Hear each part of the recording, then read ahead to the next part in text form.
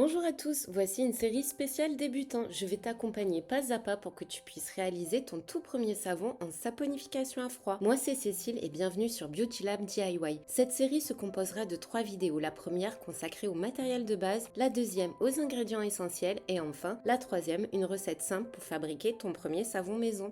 Allez c'est parti, on va commencer avec le matériel indispensable. La toute première chose à prévoir, ce sont les protections. Il te faudra une paire de lunettes de sécurité et si possible un petit masque léger pour éviter les vapeurs de soude. N'oublie pas non plus des gants résistants suffisamment épais pour bien protéger tes mains.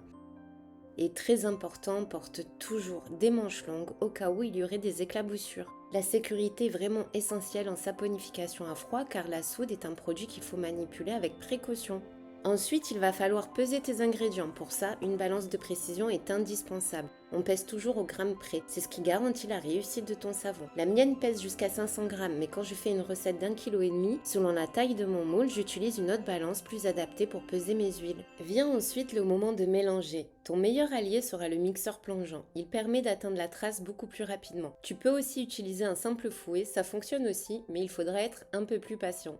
Prévois aussi quelques spatules ou cuillères en silicone pour bien mélanger et racler tes préparations. Choisis-les assez rigides parce que si elles sont trop souples, c'est vite galère pour récupérer tout le savon dans le récipient. Des mini spatules ou un mini fouet peuvent aussi être utiles quand tu commenceras à intégrer des ajouts comme de l'argile ou du mica. Un autre outil vraiment indispensable, le thermomètre. Quand tu mélanges la soude avec les huiles, il est important qu'elle soit à une température similaire. Sans thermomètre, c'est presque impossible à vérifier. Si tu débutes et que tu ne veux pas trop investir, tu peux très bien aussi utiliser un thermomètre à sucre. C'est un peu moins pratique mais ça marche très bien pour commencer. Maintenant, pour faire ton mélange et fondre tes beurres, tu devras avoir un récipient résistant à la chaleur. Attention, n'utilise jamais de récipient en aluminium avec la soude. Pourquoi? Parce que l'aluminium réagit avec la soude, ça dégage un gaz inflammable et en plus ton récipient va être abîmé. Résultat, ce n'est pas sécuritaire et ta préparation sera inutilisable. À la place, choisis toujours des contenants en plastique solide prévus pour ça, en verre, style Pyrex ou en inox. Comme ça, aucun risque et tu travailles en toute sécurité. Pour préparer ta solution de soude, je te conseille de toujours utiliser les mêmes récipients réservés uniquement à la saponification. Avec le temps, tu pourras aussi t'équiper de petits contenants. Ils sont très pratiques pour diluer de l'argile ou du mica ou encore pour préparer ton parfum ou tes huiles essentielles avant de les ajouter à la pâte à savon.